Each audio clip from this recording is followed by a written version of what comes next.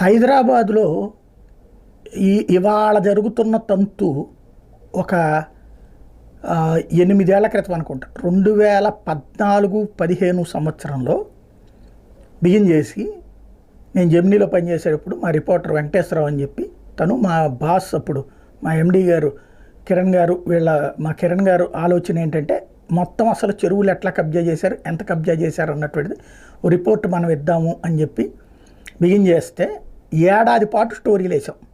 మొత్తం 185 చెరువులు, ప్రతి చెరువు దగ్గరికి రిపోర్టర్ పొద్దున్నే వెళ్ళి మొత్తం స్టోరీస్ అవన్నీ ఫస్ట్ తీసుకొచ్చి ఆ తర్వాతన స్టోరీల తర్వాతన అక్కడ లైవ్లు, చెరువుల పరిరక్షణ సంఘాలతో మీటింగులు అదొక ఈవెంట్గా కూడా నిర్వహించాం. ఒక ఏడాది పాటు చేసాం. జెమినీ న్యూస్లో ఉన్నప్పుడు నేను ఏడాది పాటు చేసాం. ఆ రోజున అందరూ మాట్లాడారు ఆ రోజున, బట్ యాక్షన్ జరగలేదు. ఇది ఆనాడు జరిగినటువంటి వ్యవహారం.